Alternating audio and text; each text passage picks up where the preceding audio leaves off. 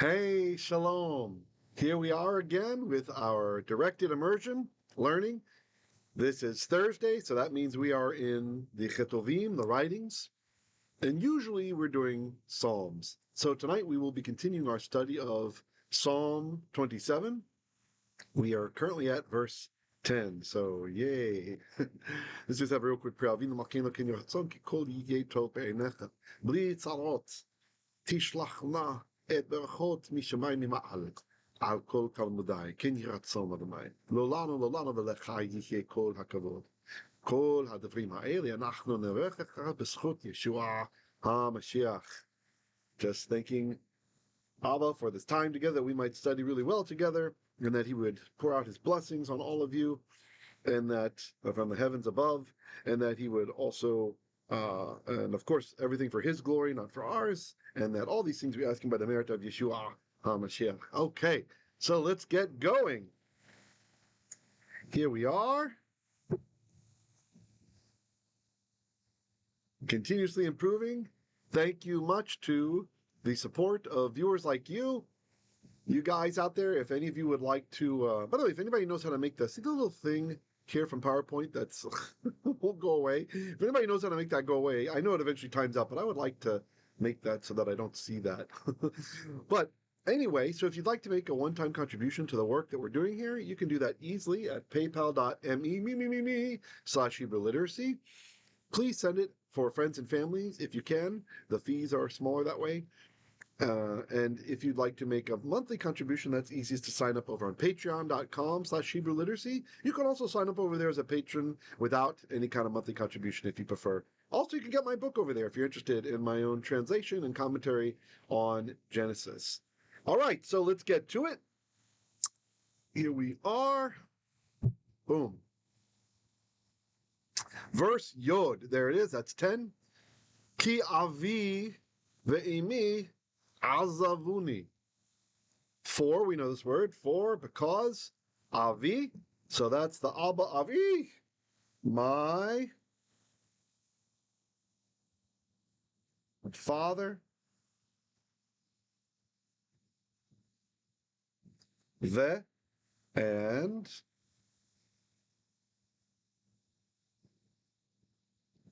imi. So that's the, and a lot of people know the modern Hebrew word for mother, ima, right? Ima, mother.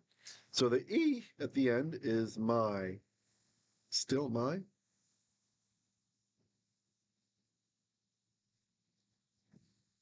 Azavuni.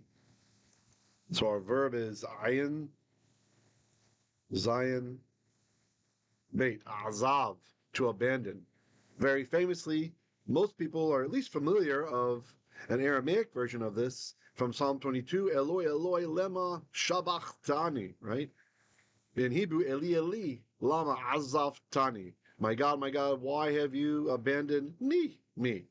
Okay, so here it's azavu, so they have abandoned. So that oo there, this reminds us of they.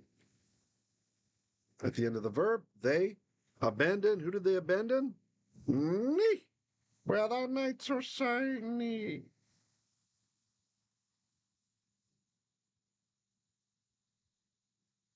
Me.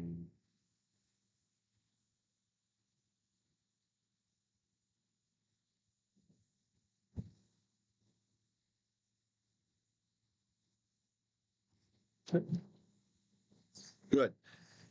And of course, you guys remember I've been pointing out for some time, reminding you that the normal word order is verb followed by subject. Stupid S for subject. And sometimes some short word, an indirect object, or whatever can kind of snake its way in there. Notice here, our subject is avi ve'imi, my father and my mother.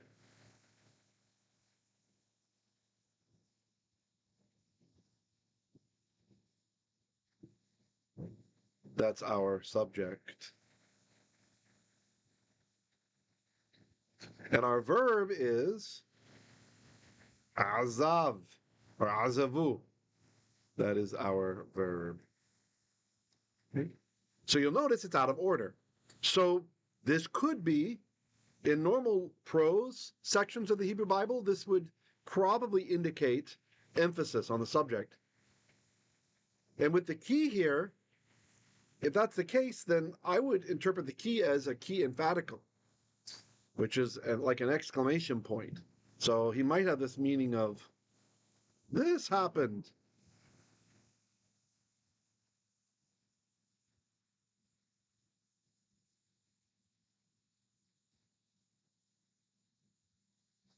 So being like a exclamation point. And,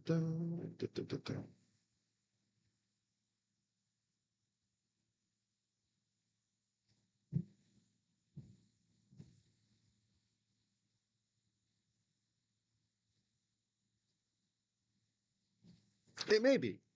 Key can have all kinds of functions. To me, it feels kind of like it's there to show us that it's strengthening the sentence. But you might ask, well, why? You don't really need it if the subject's coming in front of the verb. Again, those of you who have studied modern Hebrew dialect, please just push that out of your mind. All right? Modern Hebrew syntax, a lot of it is heavily influenced by Western languages, right? By Indo-European languages. So just kind of push that out of your mind and pretend like you're learning a new language, all right? Because the biblical Hebrew dialects can be radically different from modern Hebrew, even though it might feel very familiar because you recognize a lot of vocabulary and that kind of stuff.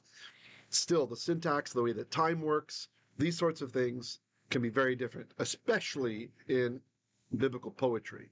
So the reason why we need that key to be, if we need that there, if it's signaling us that it's an emphatic, is because in Psalms, we are more relaxed with word order. We are more relaxed with grammar. We are more relaxed with having an et, the DDO, the definite direct object marker, and dropping it, right? Because it's poetry, because it's music, right? So, by the way, this just occurred to me now that the key is probably emphatic as I'm explaining it to you. So I think it probably is emphatic because it's like basically saying, no, no, no. I put the father and mother at the front for emphasis, not just because it's a psalm and the rhyme sounds better that way, okay? So I really think this is saying, even my father and my mother. So I'm going to translate that emphatic key as even.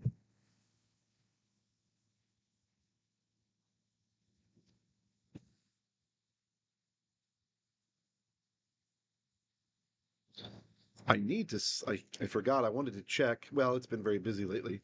I want to find if there's a way to make the brush size bigger in PowerPoint. That could be very useful during presentation. I know there is if you're using like a tab while you're creating the slide, but I want to see if there's a way to do it during presentation. So I'm going to translate this even.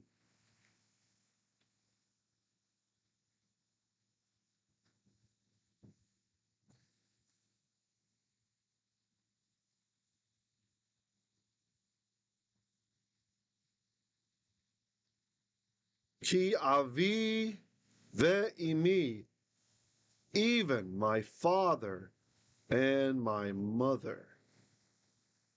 Azavu, they abandoned me.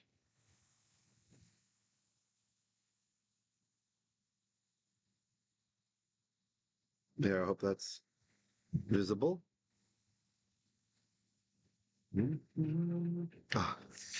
I always turn the wrong way. Oh well. As we add more panaz, we get all right. And yes, the see-through part of me is intentional. That is intentional. I thought it'd be kind of cool to check that out. I think it looks cool when it's black behind me. Maybe not so cool now when there's like you can see the book partially through me. We're having fun over here with the special effects. Okay? So did everybody follow what's happening there? So key, which can mean for, F-O-R, that, when, because, since, and a few other things syntactically. It can also be an emphatic, like, so you got the first, and then you have aviva imi, subject before verb, another emphasis there. Okay. Ki avi ve'imi azavu, they abandoned me. And this comma, this is just something added for the modern Hebrew speakers.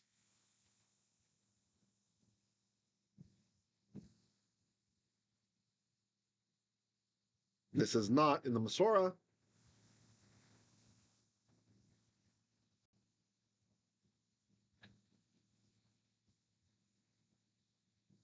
It's a modern thing, okay? And now look, he's doing it again. So now I'm really thinking this is not just about style. We really are having emphasis here, right? We are now going to juxtapose Hashem with Avi ve'emi.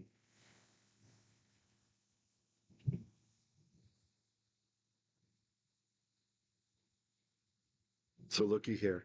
So here we have another subject. And then we have the verb. See, it's out of order. It's not following our prescribed, usual Hebrew syntax of verb and then subject. This is the norm. Norm. The norm. Okay. So instead, over here, we've got, let's clean up the mess.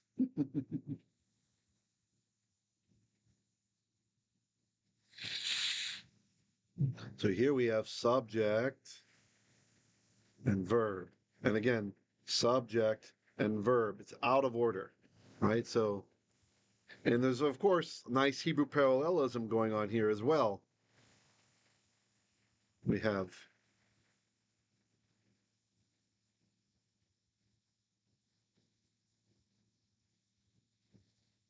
this one is in parallel with this one. Okay. Adonai, but Adonai, Yod He Waw He, Adonai, Yasfeni. So our verb is Aleph, Samech, and Pei. Asaf, to gather, to collect, sometimes nuanced as to receive, right? So, ki aviva emi azavuni, even my father and my mother have abandoned me. Vadonai. But Hashem, ya'asafeni. He, that yod is a he.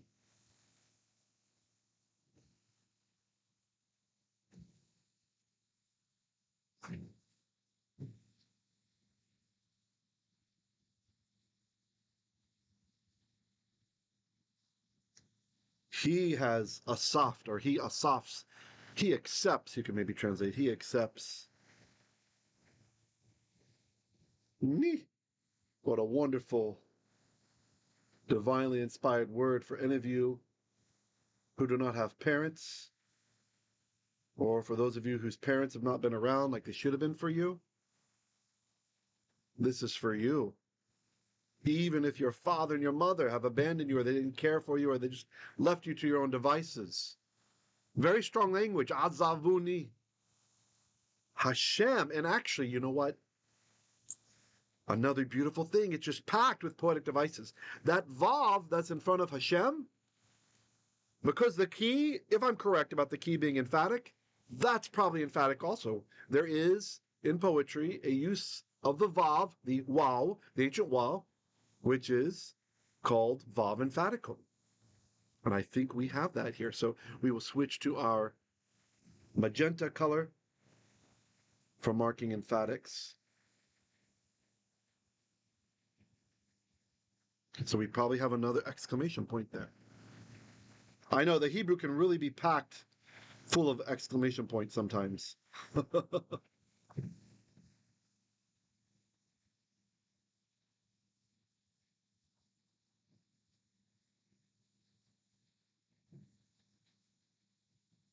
Let's make that magenta pop a bit.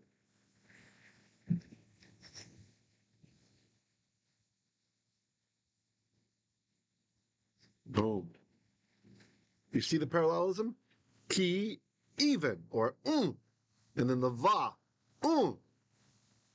even my father, my mother abandoned me. But, you don't have to translate the but if you don't want to. It could just be an emphatic, or it could be doing both those things. Adonai, subject before verb, special emphasis. Yaassafeni, he received me, or he received me. And you'll notice the psalmist also is employing a mix of not tenses, but a mix of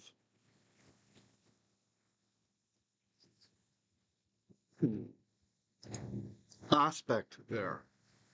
You see here? Here, azav, this is a perfect.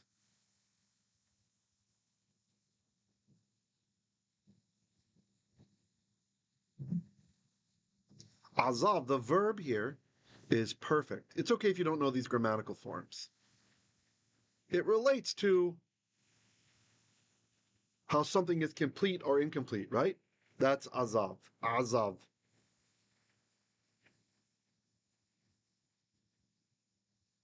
It's a perfect form of the verb. Oftentimes, perfects we translate into past tense in English, because for us, when a verb is completed, it makes sense for it to be a past. Not so in Hebrew always, also not so in poetry. This is something that some of the counter-missionaries try to pull over people's eyes, like, look, the virgin, not the virgin, the maiden is already pregnant. It's a perfect. No, that's a precative perfect. Pardon me, precative perfect. It's a prophetic perfect, which means it's a prophecy. And even the sages, Chazal, they agree about this. So this is not just some kind of, let's trick everybody and make this a prophecy when it's not. So here it's a perfect. So it's like the abandonment has happened. The forsaking has happened. It's done. Finito. Done. But then look what happens over here. Imperfect. This verb relating to Adonai, accepting, receiving, gathering, this one is imperfect.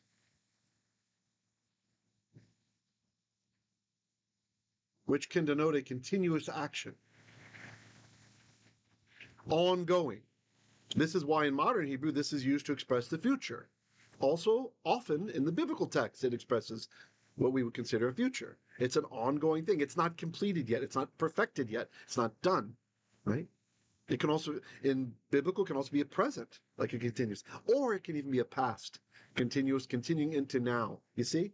This is why I'm trying to push you guys not to think so much about perfect and imperfect as past and future, or past and present, but to think more about this idea of aspect. Because sometimes there's a little nuance in the way that the psalmist or the prophet or the sofer, the scribe, is employing the use of aspect, perfect, imperfect, which is more than just squishing it down into time like we want to do in many other languages.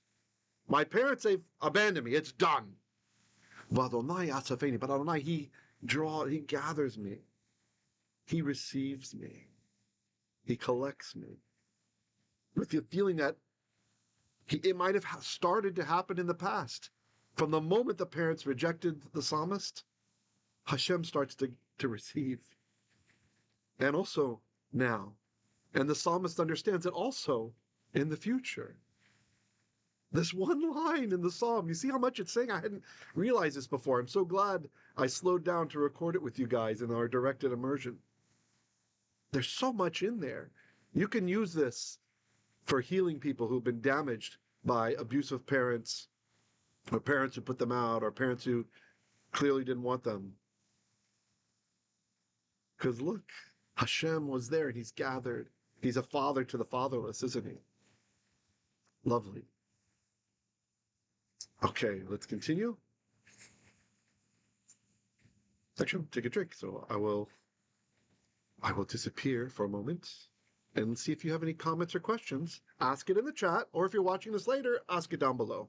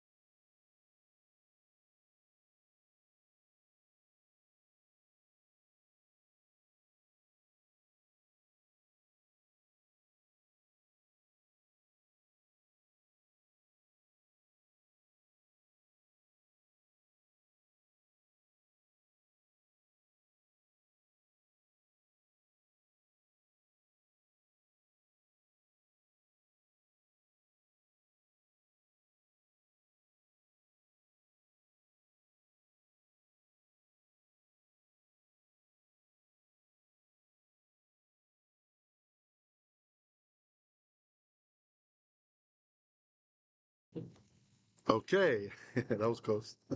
And we're back. Verse Yod Aleph. That's 10 and 1, 11.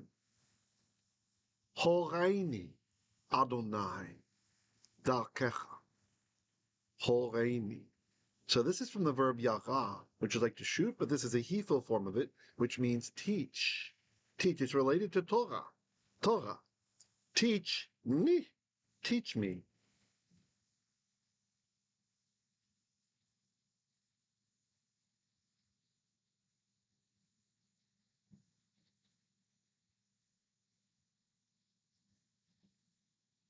Teach me.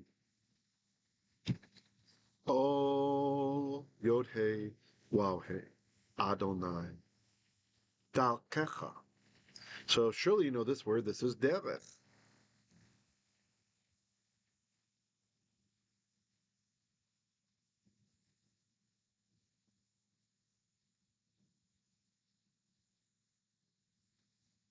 Keep on the derech.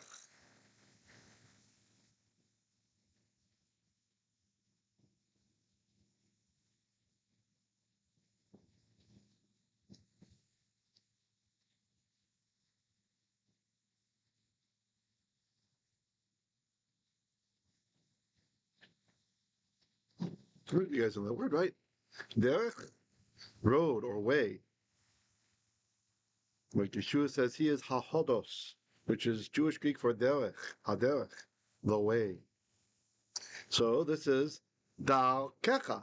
Whenever you have a word that's got these two segholates in a row, the two upside down looking triangle things, those kind of words, they follow a similar pattern, right? So melech is king. Your king would be malkecha. Malkecha or malkecha. Derech is way, and look up above, it's darkecha.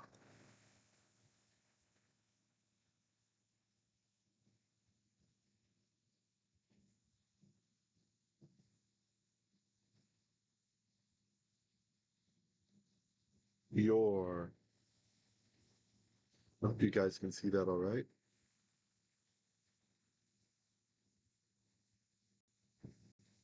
See? Your way, your derech. The derech of cha. So technically what's happening here is we first put the word in a construct form. So this is the construct form. So of derech. So dak means word of. It's construct, word of. Dak is construct of absolute, derech. And I know some of you have been messing with these terms lately, so that's why I'm putting it out there. You don't all have to know it. Don't worry, don't worry. And again, if you're new to this teaching here, the directed immersion, please don't think, oh my gosh, this is so over my head. First of all, Psalms night is harder than the other nights. Psalms are more difficult, okay? Well, I'm sorry, it's night here. Day by where maybe if you're in the Western Hemisphere. Well, whatever time it is, okay? Psalms are more difficult. But the way the directed immersion works is you don't have to know it all. Even if you just learn one or two things every session, over time that starts to build and build and build. It's all about vocabulary acquisition and recognizing patterns in the language, okay? So don't let it bother you. If you're someone who struggled with grammar in your native language in school, don't worry. Don't worry. You don't have to know the terms. I'm just putting that out there for those who want it. There should be excess information here, more than what everybody needs, because you should be at different levels and still be able to enjoy this. Like, I'm enjoying it. I learned something tonight already just because of the speed at which we're going at and examining and looking and digesting and enjoying the word in the Holy Tongue. So there's a time to read fast. Those of you who have ever done Jewish meditation with a group, tehillim, you're going through quickly, and maybe the cantor keeps you in line, going through the Psalms, that has a benefit too. And then there's a benefit to slow down, to shift gears, and just chew on it and enjoy. So that's what we're doing now. Okay, so please do not be discouraged if you're finding it difficult. Don't worry if most of it you don't understand. If you're getting something from it, then it's already beneficial. All right. Horeini, teach me. Oh Adonai. So this is probably evocative. Oh Adonai, darkekha, your way. Unecheini. And, whoops, interesting. And the verb is probably a, a little difficult to recognize. Let me get the suffix first. Ni. That is our suffix. Okay. Ni. And then the u, this is our vav conversive, changing it. That's the u. So we're only left from the root with nun and chait. Nun and chait. So what is the verb? I'll draw it down here.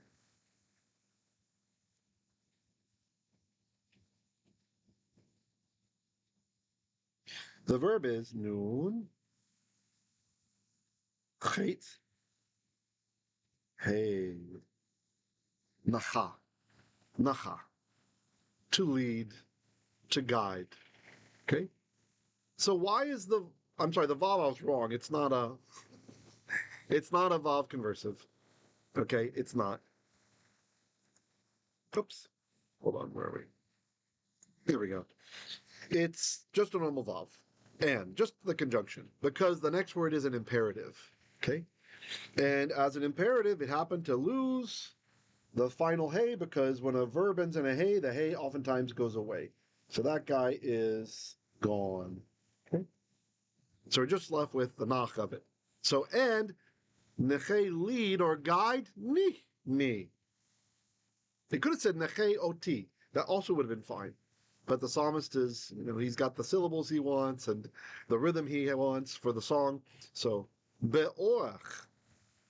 Be'orach. Be.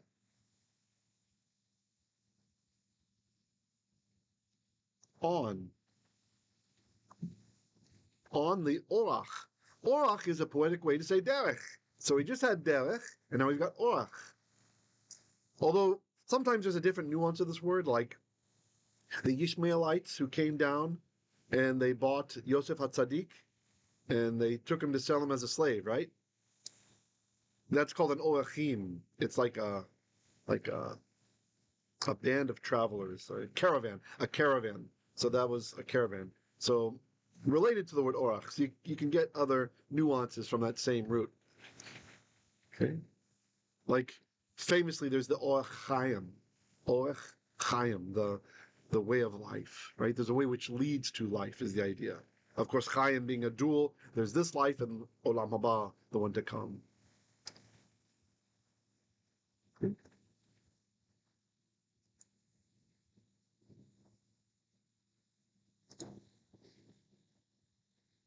Okay. Let's clean up the mess.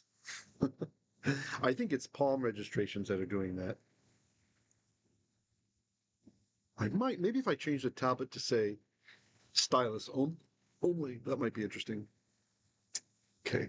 On the orech mishol. Orech mishol. So here we have a construct chain. Orech. Orech.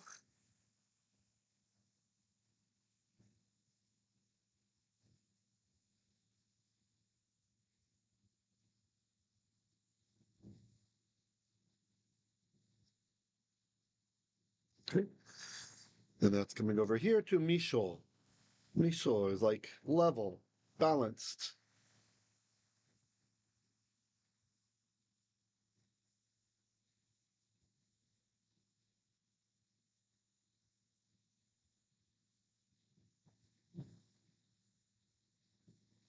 That red doesn't want to be erased. Okay, fine. So the level path, right? The balanced way. And the root from Mishor, it's Yashar, which is like upright. Like we have the Sefer Hayashar, the Midrash, the book of the upright, right? The book of the correct. And from this root word, Debs recently interpreted in Psalm 25 as honest. I hope you don't mind my sharing that. I thought that was a nice insight that it can mean honest also. All right. Continuing. Lema'an shorerai. Lema'an. So we discussed this one yesterday. If you watched yesterday's lesson in the prophets, Lema'an, so that, for the sake of, because of, something like this. So, It can also sometimes mean therefore, right? So sometimes therefore, sometimes because of,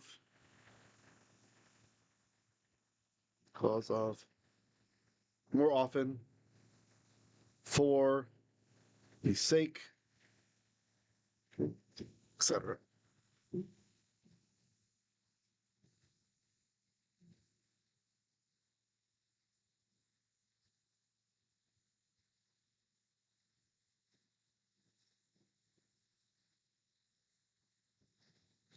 All right. Continuing. Horeini. Horeini. So a shorer, this is an enemy, like a personal enemy. There's emotion involved. It's not like just some Amalekite, some random Amalekite or something, okay? A shorer is someone knows you and he's against you because he knows you. A shorer. So enemy, a shorer of I. So because of this vowel here, it's not shoreri, which would mean my enemy. It's shorerai, my enemies. For the sake of my enemies, because of my enemies, right? It's interesting. Help me to walk on the balanced path because of my enemies. So you can interpret that in many ways why that is that way, but I like it. It's certainly metaphorical. Walking the right path. The enemies are looking out, ready to lashon hara, to speak evil, even when the evil's the truth, right? Or it could mean he doesn't want to be influenced and become like his enemies, dealing with them the way that they deal with us, right? Just like we don't want to deal with our enemies the way they deal with us today in modern times. And could you imagine if Israel treated our enemies the way that they treat us and that they dream of treating us? Could you imagine what that would mean? All right, so great having you guys. Tomorrow we'll have another word of the day, B'ezrat Hashem, or maybe a weaponize your Hebrew. That might be good. And I hope you guys enjoyed our tehillim class tonight. I sure enjoyed it. And if you're watching it later, please leave a comment down below. Feel free to ask any questions. And as always, you can join us on the Telegram app for more conversation at https://t.me/Hebrew literacy, all one word. And maybe an admin will post that over here. I'm not sure how involved I'll be in the chat tonight. Probably be involved. So. All right. Shalom, shalom. Be well, everyone.